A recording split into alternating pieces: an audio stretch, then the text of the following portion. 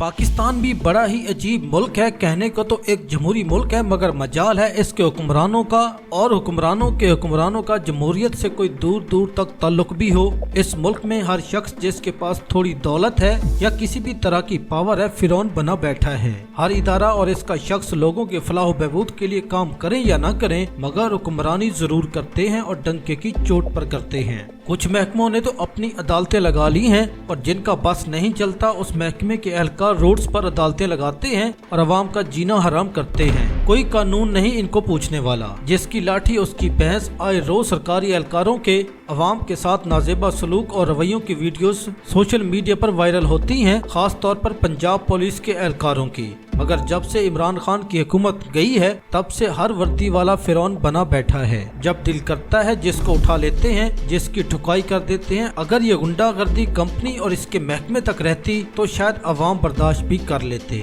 अब ये बात बढ़ते हुए ट्रैफिक पुलिस एहलकारों तक भी पहुंच चुकी है। वो भी अपने आप को एक छोटा मोटा फिरौन समझने लग गए हैं।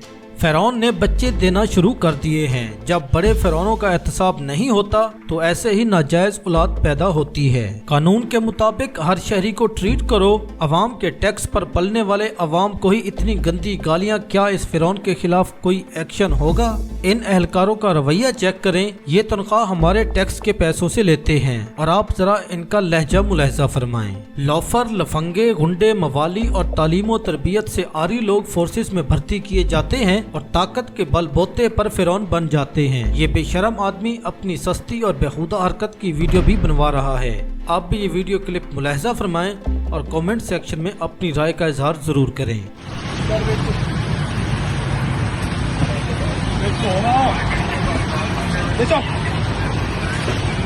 पक्की कर ले, दोबारा तो नहीं नजर आएगा। दोबारा नजर आया ना वो हाल करागा, ना उत्तों से आने जाना ना पिछों से आने जाना है।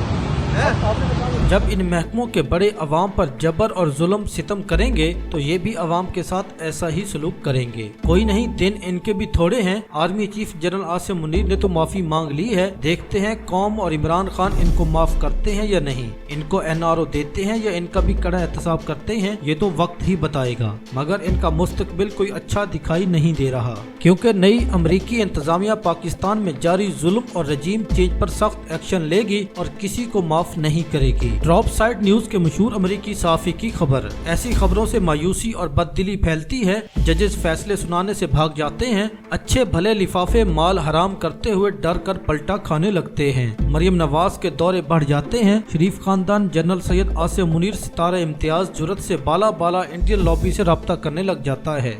अलगर्ज सबको अपनी अपनी पड़ जाती है।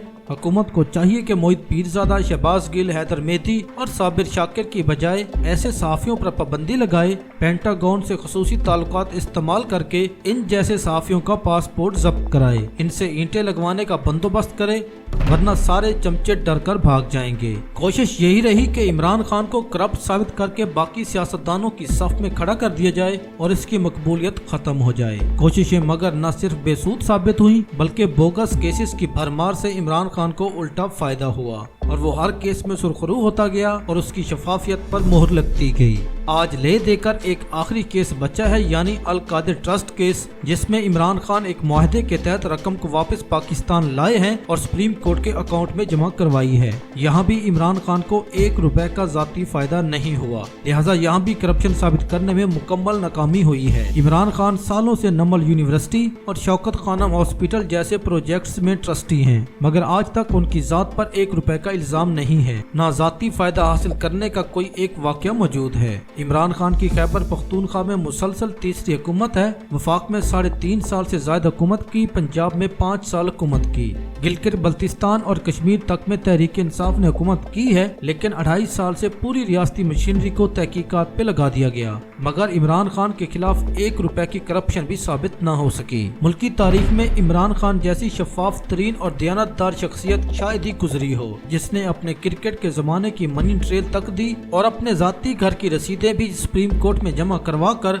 आइन की सादिक और अमीन की शिक पर पूरा उतरा। जर्नेल तो इमरान खान को बाकी सियासतदानों के साथ मिलाने की कोशिशों में मगन रहे, मगर मुखालिफ सियासतदान इन कोशिशों में पस्ती की अता गहराइयों में उतरते गए, जबकि इमरान खान इखलाकी तौर पर ऊंचे कमाल तक पहुंच चुका। हमारी सियासी तारीख इन वाकयात से भरी पड़ी है, जहां कारकुनान ने तो कुर्बानियां दी मगर रहनुमा अपने खानदान के हमरा पतली गली से निकल गए। जेलों की सख्तियों की बात आई तो कोई भी सियासी रहनुमा ज्यादा देर टिक नहीं पाता और डील करके खानदान समेत फरार हो जाता है।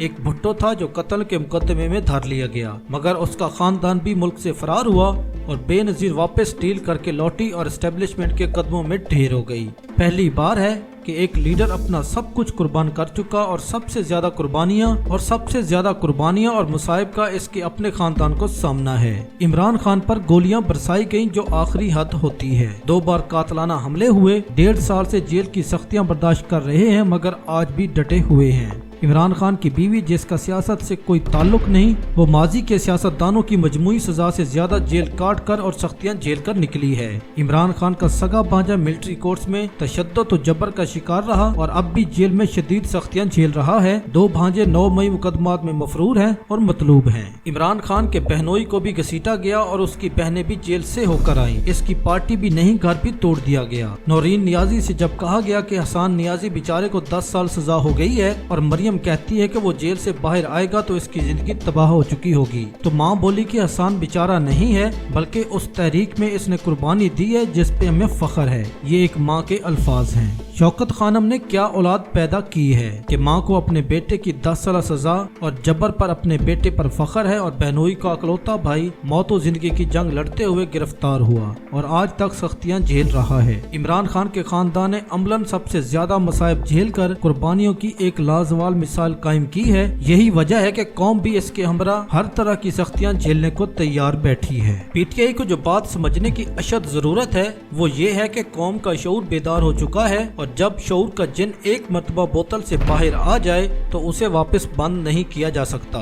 ये शऊर अब पीटीआई की क़यादत के लिए सबसे बड़ा चैलेंज बन चुका है। बार बार अवाम को पार्टी डिसिप्लिन के नाम पर चुप कराना अब मुमकिन नहीं रहा। जब आप खुद को अवामी पार्टी कहते हैं और सियासत की बजाय जिहाद का दावा करते हैं तो फिर आपको भी अवाम के एहतसाब और बेहतरी की मज़ामत के लिए तैयार रहना चाहिए। लोग अब सिर्फ जज्बात से मुतमईन नहीं होंगे, इन्हें अमल चाहिए। अगर पीटीआई वाकई हकीकी आज़ादी चाहती है तो इसे सबसे पहले अपनी सफ़ों में सफाई करना होगी।